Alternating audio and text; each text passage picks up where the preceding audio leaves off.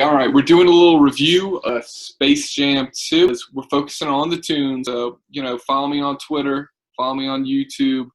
The movie was pretty good. I'm not gonna lie. I saw Space Jam 1. It's obviously one of the greatest movies that I ever saw in the 90s growing up. This movie, I do give it 2 thumbs up, but all of my critiques of this movie revolve around basically how I think that basketball game, Dom Ball, it was a video game, but it was basketball. I don't think it went so well. I think it was really hairy. I think you really saw the Toon Squad looking long in the tooth. We're gonna run through each of these players on an individual basis, and it's gonna kind of illustrate exactly why the Toons did struggle.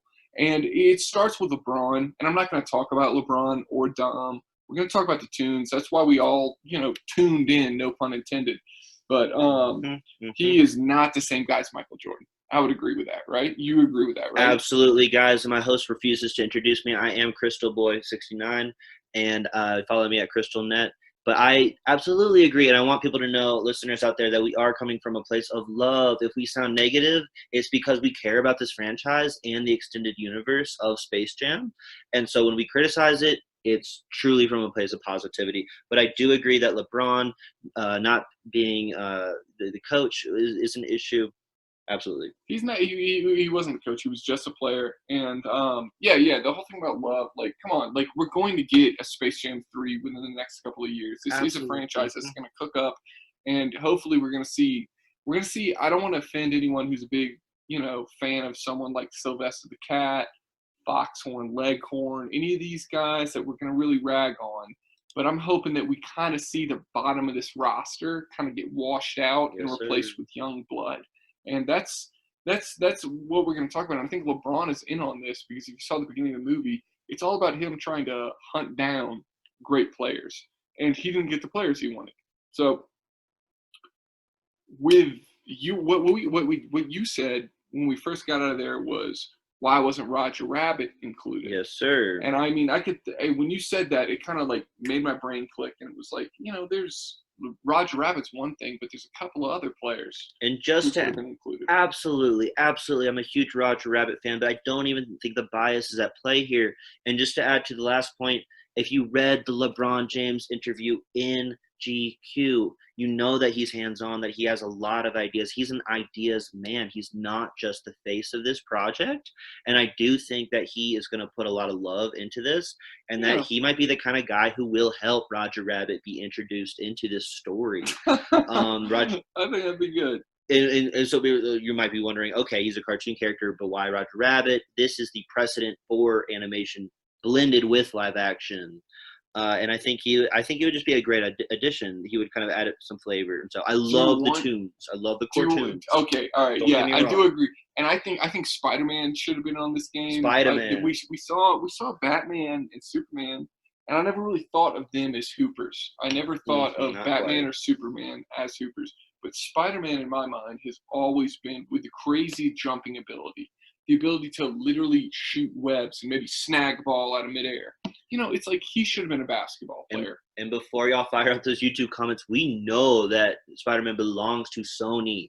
But if Disney is able to rent him out from Sony, then you better believe Warner Bros. Can as well. So that makes sense. That makes a lot of sense. Basketball, Batman rather. I called him basketball. And Superman would be powerful on the court. Don't get me wrong. But Spider-Man would be able to finesse in a way that is different and unique. What about Thanos? Absolutely. Hell yeah, I would love to see Thanos. Absolutely. Big Thanos fan here. I don't think, when they're trying to, look, I'm not trying to spoil it, y'all, because I know y'all are looking for the grades, because we're going to give a grade for each player. But I'm going to spoil it for you. Tweety Bird's not getting a good grade. If Thanos was in this game, he would get a good grade. If Thanos was on the game, he would have got a good grade. Keep in mind, guys, your two hosts will sometimes disagree on certain points. I'm a huge Tweety Bird fan, for real. You better believe it. I am. Weirdo.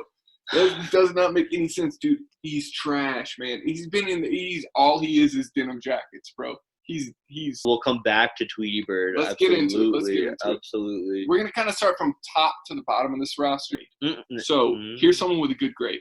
Bugs Bunny. In the original one, he was a shooting guard. In this one, he's a shooting guard. He is the only player that they retrieve from Toon World. He's the only person sticking it out in Warner Brothers Toon World. The way I interpreted his game was that he did have slippery handles. He was a very good dribbler. And in a clutch scene at the end of the movie, he uses LeBron's signature crossover step back move that like even Dom couldn't copy that move. Like Dom copied that move and it crashed the game. Bugs was doing that move. So I kind of like interpret him as this like kind of like a Kyrie Irving type of player.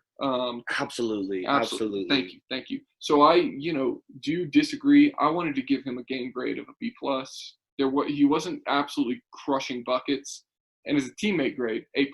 I mean, he's the one who built this team. So to be clear, in the beginning, in so many ways, Bugs Bunny is the life of the party. His arc towards the beginning is tragic, and there's so much pathos there in his effort to reassemble the Avengers, if you will, and by that I mean Looney Tunes. He is the Mario of the Looney Tunes universe. But my issue here is, in this movie, he is voiced by Jeff Bergman, who does a fantastic job. And of course, in the 90s, the original Space Jam, he was voiced by Billy West, and neither of those are the original Mel Blanc. And some of that comes across for me. I think that this actor Jeff Bergman does it. It's not perfect. There's something it doesn't weird. Quite come across right. And I think they, Mel Blanc was in Space Jam, right? Space Jam 1. And I think that really came across. So it's never been Mel Blanc in the Space Jams, and also, I was hearing the original Space Jam to the. Why can't he dribble? It seemed like in the last one, in the first one he was dribbling like a fiend. In this one, he was kind of just like an off-ball dribbler. I think in the first one he was a point guard, and in this one he's a shooting guard. And I mean, we really have to understand that he had been through so much when Michael Jordan finds him in the beginning of the movie. Or correct me if I'm wrong. Yeah, he digs a hole. It's not Michael Jordan. But I mean, in this movie, there's a different man who finds him. And Bugs Bunny... it's LeBron. And Bugs Bunny has been going through so much. He's living on this planet alone. And he really puts LeBron through it. I mean, I'm talking about, like, he throws him in a can. He stomps on him. I mean, it's you get some of that classic Looney Tunes humor, but LeBron is the butt of the joke. And it's like, yo, LeBron's a king. Bugs Bunny is really kind of like pulling an alpha move the way he's beating up on LeBron. And Bugs Bunny is a fallen king, if you will. So in a way, he's a foil. He's a tragic foil to LeBron. And so keep in mind, guys, the teammate grade is from my co-host. Whereas I would give Bugs Bunny a much lower grade in this movie, unfortunately. I never thought about him trying to alpha LeBron, but he does. He literally does. Even at the second half, it kind of like switches. Like LeBron hands over the alpha reins to Bugs. So, yeah, you're right. I mean, it works out because the Toon Squad is going to win. Now, like if we move on to like the face of the franchise, I would say Space Jam is Lola Bunny. And you can listen to the internet. All these crazy weirdos are talking about the way she looks and all that. I'm really not interested in any of that. I've always been just a hoops first type of person. Guys hoops, girls hoops. I'm just in it for the game. I'm in it for the tunes, man. I love Looney Tunes. Lola Bunny made her debut in Space Jam. This is only her second canon appearance in any sort of franchise. But in this movie, she's extremely dominant. A ball-dominant player, screen time dominant player. They pull her out of Wonder Woman world. And that's one of the most inspiring sequences I've ever seen, because she was doing stuff that Wonder Woman couldn't do. I'm talking about she was riding a horse and she was going to set a record. She was going to beat Wonder Woman. If you've seen the Wonder Woman movies, you know that in order to become Wonder Woman, you have to win the race. And she was going to do it, but instead she chose to save LeBron and Bugs Bunny from like a pit. So there was never a doubt in my mind. I was going to give her teammate grade A+. Absolutely. But on the court, I got some problems. Well, so some of the morale for me that she delivers and she brings to the table, that actually plays into my game grade, which would differ from yours and be a little higher. Her dynamic with Diana Prince, Wonder Woman, is powerful and has a huge DC head. That was a big deal for me, and I want to see way more of that. DC swept the character design controversy under the rug and focused on character development for Lola. People need to remember that she was established in the first movie. Now, I would love to see Jessica Rabbit in this role instead. But again, that's a Roger Rabbit bias. I like that. I mean, yeah, that kind of makes sense. I have both of them. Yeah, have both of them. I would like to have both of them. That would make sense. I think that there's a place for both. Yes, yeah. Jessica Rabbit's a lot taller. All the other Toons are extremely short. It would make sense to have, because you were going to see in some of these ratings, like Lola Bunny and Bugs Bunny, they're both guards. That makes sense. But the whole reason the Toons struggle through this game, it's just a critical lack of height. Jessica Rabbit would be would basically be the second tallest player on the team behind LeBron and Red Dude, you know? Absolutely. Yeah. And as my co-host said, she is the mid-range maestro all the way. Absolutely. Here's one I like. Daffy Duck, in the original series, he was the starting power forward. He came onto the floor. He was the second guy, you know, having his name called. He had loads of crazy plays. I remember there was a play where he strapped a football helmet on, and he headbutted Charles Barkley's character in the stomach, resulting in a turnover. I mean, he was a monster on the court. Yeah, he was good. He was good. That was like, it's not. That's classic. It's like everyone laughs at the Duck, and like, you know, no one cheered him when he came on the floor, and it was a whole chip on the shoulder dynamic. Mm-hmm. But we get a little more seasoned with a little bit more patina on him. The wise Duck is basically what I kind of call him. I call him the wise Duck. And it reminded me very much of the Zen master, you know, Phil Jackson, Coach Shaq, Coach Kobe. It was this like tough love motivator. Daffy Duck was the only one of those guys who was willing to talk trash to LeBron. And he did. So, I mean, if you want to say anything less than A+ in terms of strategy, tactics, I disagree with you. But absolutely, I loved what he did. I loved everything I saw out of Daffy Duck in this movie. I think here we might be in agreement. There's something about Daffy Duck. He's been reframed in a way, you know, over a half century later since his inception. He is the wise kind of almost mentor figure to the wilder loose cannon Bugs Bunny. There's something about Daffy. He's got that knowledge, that expertise, and I love to see that. And so at the end of the day, he is absolutely Phil Jackson style tough love motivator. I would completely agree on that. So in that, we're in agreement. So thank you. I like that. Porky Pig was pretty interesting in this movie. He's kind of like a swingman type of character. You always see him like floating around the action. Always, you don't know if he's going to crash the glass or kind of like try and spot up and pull up. Kind of like a Paul George type. And they pull him from the same world as Daffy Duck. They pull him from that Superman type of world, the Superman Bat world thing. And actually on the court, I didn't see that many great plays from him. But the rules of this game are weird. It's dom ball, not necessarily regular conventional basketball. He cranks out a ton of points with that awesome like hip-hop style breakdown. That was really sick. I mean, the rhymes were good. I remember when he said, "That's all, folks," and I was like, "Dude, that's his thing. He stutters. You know what I mean? His thing. He stutters. He owns that. He owns that. He owned it. Cool. Dude, I love Porky Pig, and so I love to see him doing good on the court. I love to see him get a good game grade from my co-host. As a teammate grade, annoying pessimist. I could see it, you know. I can't deny it. There's certain aspects of this character that are negative. But at the end of the day, I think he is a showboat and a menace. And I love that and I respect that. Absolutely. I mean, the dude is a pig, literally. So he's a pig, yeah. Oh, I don't want to get into Sylvester the Cat. I do not want to even talk about this dude. Okay, I want to keep it short on Sylvester. All right. Because like Sylvester is one of the bigger bodies on this team. Mm-hmm. And then he did not get on the court in this game. I thought he was going to be on the court, like, pulling down rebounds. Because what was that team they were against? They were against LeBron, Klay Thompson, Damian Lewis, Damian Lillard, sorry, and the Snake and the Spider goon. There's besides Klay Thompson, there's no certified hitters. I was looking for someone to pull down rebounds. Sylvester didn't even get on the court, so that's why I said F. He didn't. He got 0 minutes. I gave him a team grade C- because he tried to be bold and pull in Michael Jordan. Spoiler alert, it ends up being Michael B. Jordan. So, you know what I mean? Hey, you tried, dude. But I wish you could have got on the court. That was a classic fake out for sure.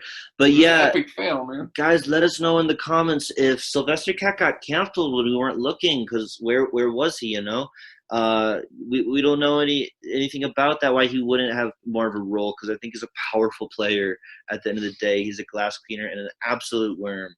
So, yeah, I don't know what happened there. Here's someone who actually I think balled out in the game. Wile E. Coyote was a dog. No pun intended. He's a coyote, but dog, coyote, same thing. They pulled him out of Mad Max World, which if you've never seen that movie, dude, go buy HBO. Go get that thing. Mad Max Fury Road Unleashed. It's an incredible movie. And that's where they actually found Mad Max. It does not surprise me that's where they actually found Wile E. Coyote. Doesn't surprise me. That's where they found him. Absolutely. He would fit in there. He loves dynamite. He loves explosives. He fits right in. Absolutely. Fits right in there. And he had that crazy play of the game where he tricked the bird into pecking the button, and it made so many buckets. And I think he scored 1,000 points on that play. So it's the absolute play of the game. But one thing about Wile E. Coyote is if you've seen the original Looney Tunes, he doesn't talk. And they respect that in Space Jam. He kind of is just this quiet, chaotic agent. Reminds me of Dennis Rodman, who is the worm. We were calling Sylvester Cat the worm, but Dennis Rodman is the original worm. And Wile E. Coyote and the worm and Dennis Rodman, they reminded me of each other. For those who know Roadrunner lore, this is a scrappy guy. He has to put up with a Roadrunner who's OP. And so that carries through in this movie, and he's very clever, very reserved, but he holds it down, and everything he's learned from dueling with the Roadrunner over the years, that comes through on screen. He brings it to the court. And he leaves it all on the court. That long-range bombing is beautiful to see on the court. Yes, it is. Yes, it is. The Roadrunner. I don't like the Roadrunner. I don't like the Roadrunner in this game. I loved all the off-ball movement. You would see him running, and he's fast. There's a Roadrunner game for Super Nintendo, and my cousin plays a lot of Sega. Growing up. Now Sega does not exist anymore. We've got a Dreamcast right now in the studio, and that thing's a beast. It still stacks up pretty good against your modern consoles.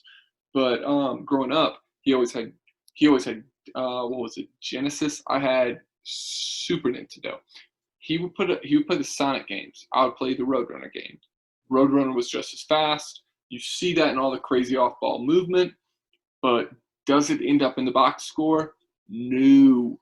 That's why I give him the C- grade. As a teammate, all he does is do the meet thing, and the whole meet thing. That's cool, but it's not gonna sway anything either way. So I kind of give him just a down the line C grade.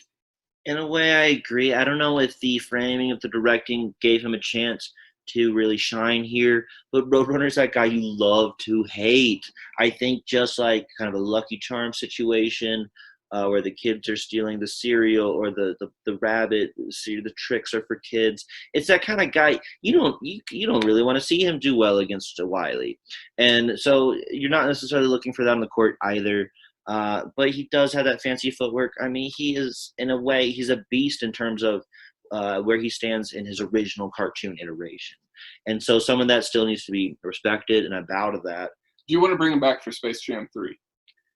I wouldn't miss him. Yeah. All right, okay, so we're kind of on the same page here. You're not giving him higher than, the B's. Wiley is likable, whereas Roadrunner, not a little less so. I would like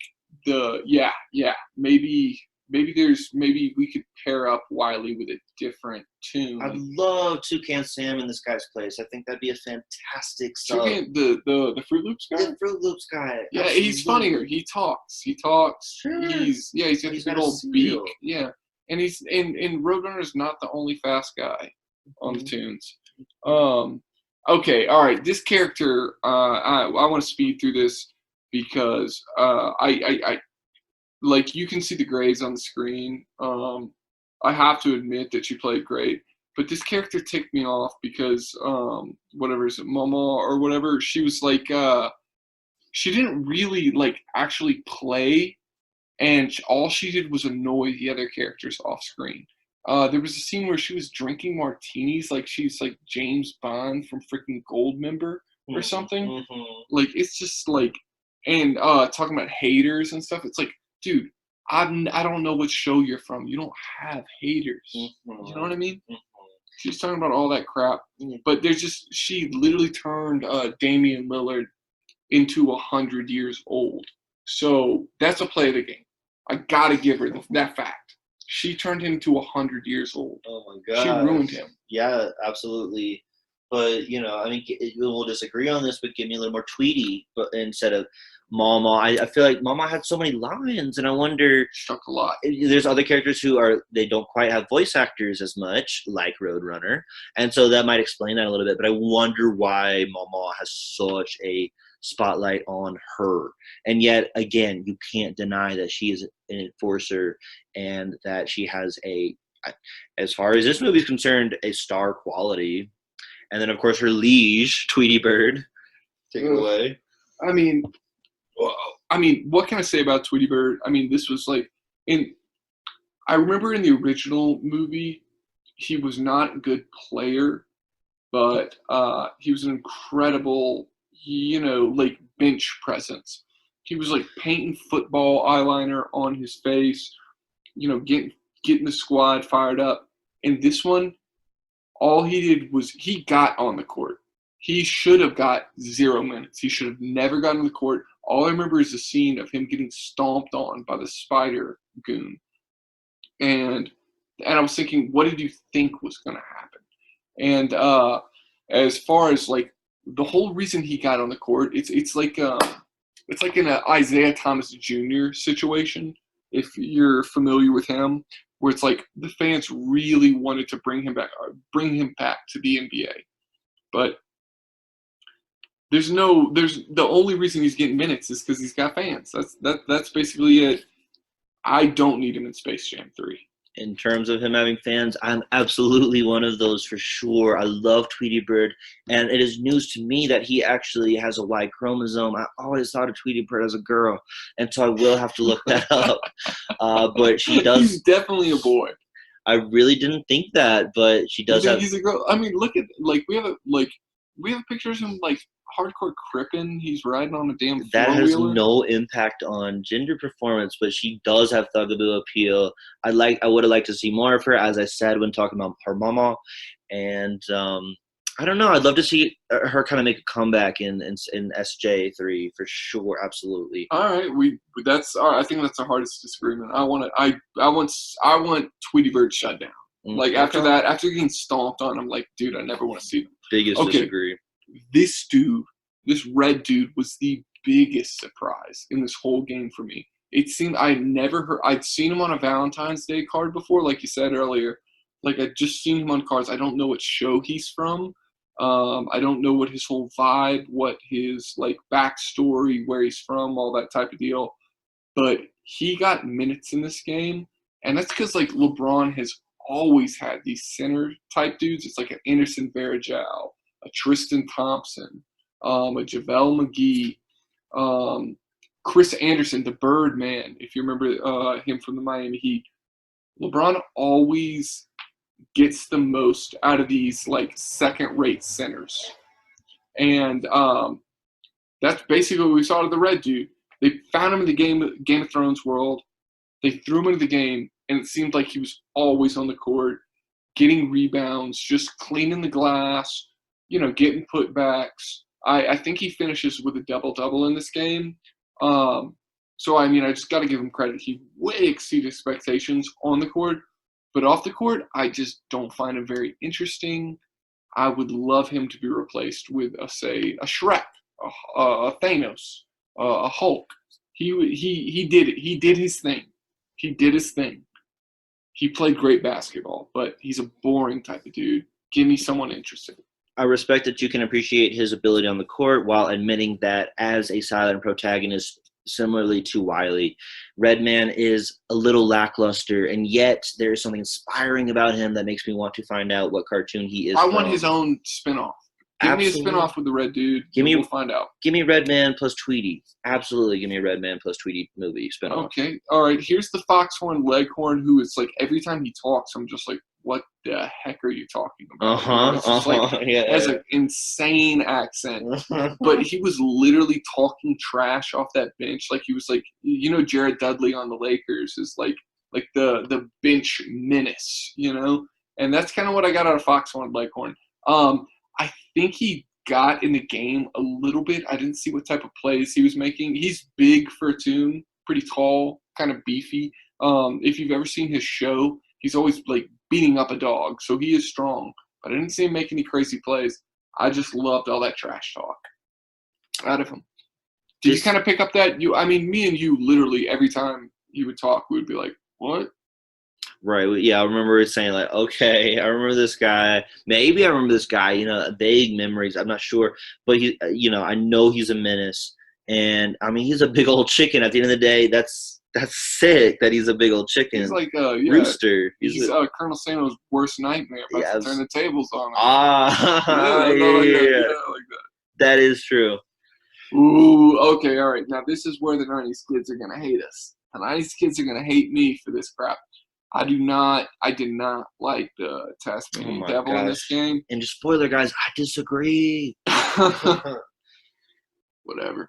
I mean, it's like they get Rick and Morty dropped him off, which was a good moment. I really did enjoy seeing Rick and Morty show up in this thing. That's my favorite, like modern, like tune. That was crazy. It was crazy. I liked it a lot. But and in the original movie, he's incredible. In the original movie, he's a starter. Like in the original movie, I think he's the power forward or something.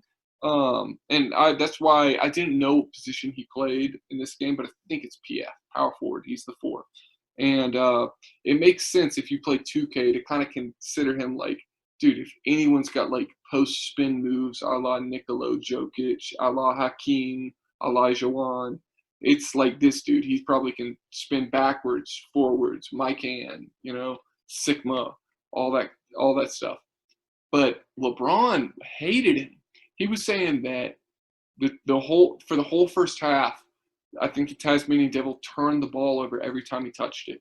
And he did have some sort of like redeeming moment in the second half where like he spun a dust cloud that allowed like Lola Bunny to get a crazy assist to LeBron. So that's the only reason like I'm not sinking him into D or F. But as a teammate, I'll just give him the C+ because like he did listen to LeBron. So that means like he's not as crazy as he is. He's not an idiot. And like he's a cool guy. He's the one player I think who had a terrible game who should have a chance to come back to Space Jam 3. I own a lot of Tasmanian Devil merchandise. So, I mean, I want to see him in Space Jam 3, but I cannot give him any good grades for this game. And you want to give him good grades. So this is what we were talking about. Just like you own merchandise from him, I think he has a great design. I love his haircut. I love his fashion sense.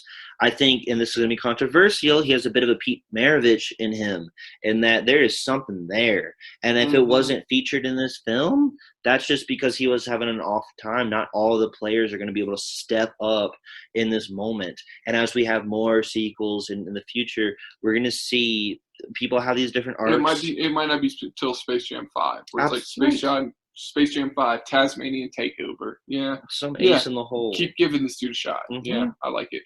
Whew. All right. Okay. And I'm sorry, y'all. Now we get into a couple of the, like, glaring, just sore thumbs in this. Like, these are the lost causes on the squad. Speedy Gonzalez, you expected him to get minutes after Space Jam 1. He was a big deal in Space Jam 1. He is a huge champion of like all the short hoopers out there, all those short dudes who are like fast as heck and make crazy sort of like off-ball plays, crazy reverse layups. Like, this is your king. and he got 0 minutes. He didn't get on the court. There's nothing more to say. He didn't get on the court. He came from Matrix World where, like, Mama and him were, like, doing crazy, like, sort of, like, she was dancing around the walker and, like, Speedy was, like, dancing on top of her head or something. And Mama was, I thought, the toxic teammate. So, like, literally, if there was anything Speedy could have done, it would have been to check Mama. That didn't happen. But he didn't get on the court. I'm sorry. There's no way he comes back for Space Jam 3. Ironic as that jersey is. Like, he's not – he'll play for the 76ers before he plays for the Toons squad in Space Jam 3. Okay. Did you ever even watch a show? I'm not sure. I don't have any thoughts on Speedy. And so that might have to do with the fact he just didn't quite play the role that would have made him a power player in this film. And that's unfortunate, ultimately. Yosemite Sam, this is wasted potential. This is the wasted potential king. All right, okay, I got to really say this. Like, okay, so it's dom ball. It's not basketball. We had the wet man, Klay Thompson, doing all kind of crazy things, catching the court on fire. We had the time goon, Damian Lillard, freezing time. In this game, there are no rules. Yosemite Sam is a character who carries guns. I mean, that's not freezing time or making a tsunami, but, you live in a high crime area, the power of that, the one behind the gun, and that's Yosemite Sam, and he got a DNP. He got 0 game, got 0 minutes. I'm sorry, if you would have put this dude on the court, it probably, let him get his shots up, literally, whether it's a basketball or just whipping them yappers out. Something could have been a little different. Absolutely, like my buddy Chillman is saying, he's packing heat, and in the future, I want us to have more visual slides. I want to show you what I mean when I say I want him to have the special bullets from Roger Rabbit that were sentient. If he could use those in a way to attack players, ultimately, if he could to kill them, to literally just like blast their brains out. If he could take down the other team during a play, he could have fucking knocked them out in the first minute. The rules there were no rules. They're lenient. He could have pulled this off, and yet he wasn't given the chance. He didn't even get on the court. He could have shot them all up, man. So my man Sam got done dirty, is what I'm trying to say. Absolutely. Yeah. All right. Okay. So, like, going back, what do you think about the movie? You thought the movie was pretty good? At the end of the day, now that we've reviewed the cast, my point still stands that I want to open it up to more of these cameos. I love the Rick and Morty cameo. I love the DC and the Matrix. If we could get some of those characters having even just guest roles on the team, for single plays. We're gonna see blowouts. We're gonna finally see some blowouts in this game. And we might make a follow-up video on the opposing team to analyze on the Goon Squad. Yeah. But what I'd love to see is Toons versus Toons. Ultimately, Toons versus Toons would be sick. Mm-hmm. Pepe Le Pew. That's someone who we never even talked about. Like, he could come back. Like, he's a villain now. And if we have a Marvel Civil War style version of this, where Toons are versing Toons, bro, Bugs versus Lola. That's crazy. They could both be team captains of alternating teams that are, fighting against one another, and you could flesh out those teams with some of the cameos. So that's what I really want to see. Absolutely. So I want to see. I love LeBron, and I want to see him. Like, I think he's going to retire from the NBA soon, and if he can dedicate himself to like Hollywood, you know what I mean? If you're in on that scene, that actors really dedicate themselves to this, much like athletes. If you can do one, if you can just shift to being an actor, I think we could see some awesome Space Jam movies in a, kind of like installation every year, every other year, something like that. We could see some awesome Space Jam movies. And I'm really hoping for that. I can't wait. It's going to be awesome. Keep LeBron on. He can absolutely be the Robert Downey Jr. of the extended universe, but give us Draymond Green. Give us Steph Curry, and give us something like the Bill Murray character from the first movie as well, in addition, and build out that team of human players. Who do you think the funniest comedian is? Dane Cook. I'd love to see Dane Cook. You don't like Dane Cook. Get out of here, man. I think he'd be great. I think I would like to see Sarah Silverman. I think they had the right pick there, but they didn't put her on. Give her more, yeah. Yeah, absolutely. they had the absolute right pick. They had Sarah Silverman, Jason Alexander, George Costanza, you know, from Seinfeld. He's still those were all from the original. I want to see what's that guy's name? Kroll. Okay. The Kroll Show. I saw that once. Yeah. It's really good. Like, and he loves basketball. I saw a movie, Uncle Drew. Like, he's a basketball like fiend, man. Like, let him in on this scene, dude. Get the people. Okay. Toons versus Game of Thrones. Toons versus Game of Thrones. Toons versus Game of Thrones. I'm talking about like Bugs squaring up with freaking, Jon Snow. Arr, laddie. You're not getting anywhere. Where do you think you're going, laddie? This is my paint. It would have been sick. It would have been sick. Or Daenerys bringing down the dragons. Oh my god. Bringing down the dragons, man. That'd be sick. And let's be real, GOT is on HBO Max. It's on HBO Max. On HBO Max is fair game. It's all fair game. The potential is boundless. I mean, the Ghibli films. We could see Totoro. We could see Totoro on the court. We could see anime. Goku versus Hulk in a Space Jam. Okay, that'd be kind of cool. I would like that. I would pay for that. I'd love it. It'd be like pay-per-view. I'd pay to view that. Yeah. At the end of the day, I give this movie a strong B+, because again, I love this series and want to see it do well.